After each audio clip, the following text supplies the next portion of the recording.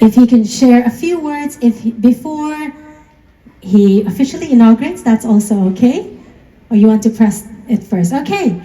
Now we will inaugurate on the count of 3. 1, 2, and 3. Yes, wonderful. Please do carry on with the speech.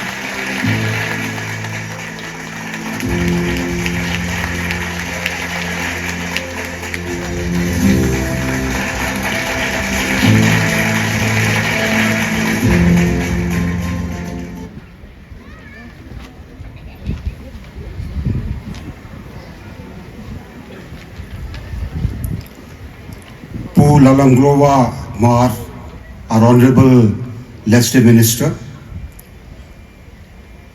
Honorable MLA JJ Lalpek Lua, all the officials of the Leicester, all invitees, dear friends, Chibai. It is a pleasure to be here on the inauguration of the Leicester Court. As we were discussing with the minister, I would like to compliment him and his team for working out a modality which will not only convey all the policies, all the initiatives, all the work that is being done, but will also do it in a manner that it percolates down to everybody. I think it is more like the homeopathic medicine that you take, which is sweet, and it goes down and cures. Similarly, all your programs are going to go out all over because of the Court, because people will come here, watch, see, and also imbibe whatever you are going to put across. Let me also congratulate the department for bringing together the vital pillars of economic development, namely employment, skill development, and enterprise promotion. These are 3 things that are great contributors for economic development in any state or any country. And this event, more than the exhibition or fair, is a reflection of the state's vision for inclusive growth and sustainable livelihoods. Economic development is no longer measured just by infrastructures and large industries. Today, when we look at economic development, we look at how many livelihoods we have created, how many young people we empower with skills, how many small entrepreneurs have grown, and how effectively we include women, rural communities, and the first generation entrepreneurs in the growth process. Till the time this doesn't happen, the foundation for development remains weak.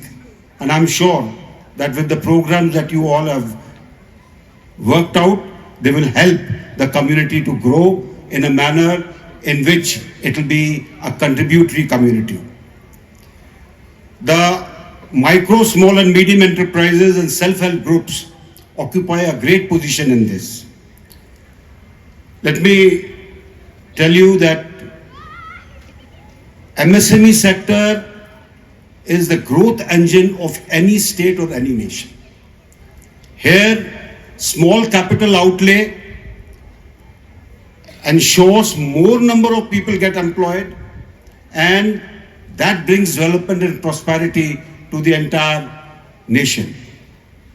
India is singularly fortunate to have promoted MSME, and having visited almost 50 different countries as a minister in External Affairs Ministry, I have seen countries when we talk to them about MSME, that they wanted to come to India and learn about it.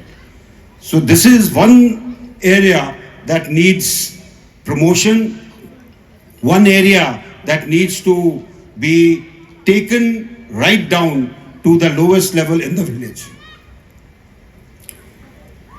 We in Mizoram have a very rich cultural heritage. We have good craftsmen and agro-based potential and creative industries, which I would say have not been tapped as much as they should have been, and there are great possibilities in this sector.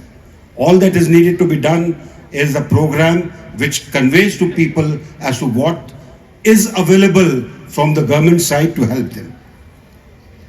This event provides a platform for MSMEs, self-help groups and entrepreneurs to showcase their products and services. I can see a large number of stalls, and I'm quite sure this is where buyers will interact, financial institutions will come in, and the government agencies will ensure that we explore new markets, new things which will make our community even stronger.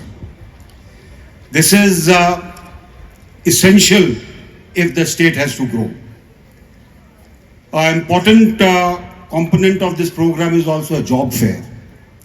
While education lays the foundation for employability, the actual employability depends largely on relevant skills, adaptability, and practical exposure. The job fair bridges the gap between the job seeker and the employer, and we must make use of it. I think this word must be passed on everywhere, that job fair must have maximum people coming in to make use of whatever opportunities are being offered. So this message that should go to the youth is that this is not just a recruitment exercise by job fair, but it will also be a learning experience, because they will be able to see what the job seekers want. Otherwise, you don't have interaction with the job seekers. And that is why the importance of job fair. Closely linked to this, to the employment, is the skill development, a field which requires much more thought, much more effort. And in a rapidly evolving economy shaped by technology, innovation, and global competition, skills also need to be upskilled and upgraded as the time goes by. We must cater for it. The traditional skills must be complemented with modern techniques, digital tools, and quality standards. Entrepreneurship is another key driver of economic transformation. And entrepreneurship does not just imply large factories and large concerns. Entrepreneurship can start from just a small thing, establishing market linkages, establishing a management regime out there, and ensuring that you succeed from the small venture to the large venture. And encouraging entrepreneurship, especially amongst our youth and women, is essential for building resilient and self-reliant economy. The role of the government in all this is hand-holding, Banakai. It is the role of facilitator and enabler. Then only we'll be able to motivate people to move forward. Policy initiatives achieve their true purpose only when they translate into tangible benefits on ground. And events like this bridge the gap between policy and practice, between the government and the citizens, and between opportunity and aspirations. I encourage all departments, financial institutions, training providers, and industry partners to work in close coordination to ensure that the benefits of such initiatives reach every deserving individual. As we move forward, it is important to emphasize sustainability and quality.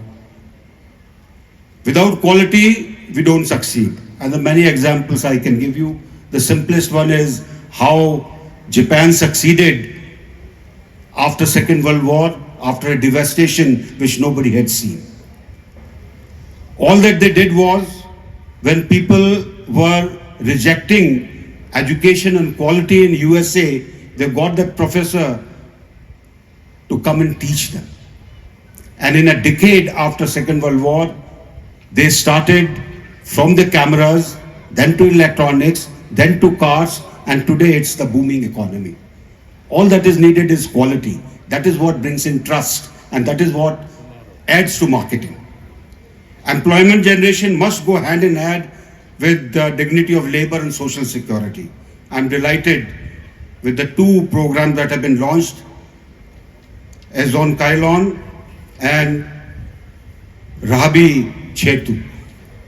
Both will provide necessary support for the initiatives that are there to ensure that the labor has dignity, the labor has support, and all schemes that the government has, both in state and in the center, can be utilized for their welfare. These initiatives reflect the government's commitment to a holistic welfare approach, promoting inclusive growth, social security for construction workers and the families in Mizoram. At the national level, Government of India has placed innovation and entrepreneurship at the center of developmental policy. We must ensure that we use all those things that the Government of India has started. That is Startup India, Stand Up India, Skill India Mission, Pradhan Mantri Kaushal Vikas Yojana, Atmanirbhar Bharat, and National Innovation and Startup Policy. These have created supportive ecosystems for new enterprises, startups, and skilled manpower. They must be used. We must educate our youth to take advantage of it. The startup program, which started in 2015 with only 415 startups at that time, today we are number one in number of startups that start every day in the world. That's what will happen to Mizoram too. All that we have to do is to motivate our people to take on this. These initiatives aim to promote ease of doing business, access to credit, access to technology, and job creation. And I encourage all participants and exhibitors to use these 5 days effectively to network, to learn, to explore new possibilities. I urge visitors and buyers to support the local products and services, thereby strengthening our local economy. And I call upon our youth to aspire and dream big, work diligently, and seize the opportunities before them. This quote is meant to rekindle this spirit in you. Mizoram has the advantage of a peaceful society, rich natural resources, and a talented population. And with the right mix of skills, entrepreneurship, and institutional support, the state can emerge as a hub for sustainable and inclusive development in the region. In conclusion, I once again, from the bottom of my heart, congratulate the Legislative Department, all stakeholders for organizing this commendable event. I'm confident that this program will have a lasting impact on generating employment opportunities, strengthening enterprises, and inspiring the new generation of entrepreneurs. I wish this event a great success and hope that it marks a significant step towards more prosperous, more skilled, and a self-reliant Mizoram. Kalome. Thank you very much.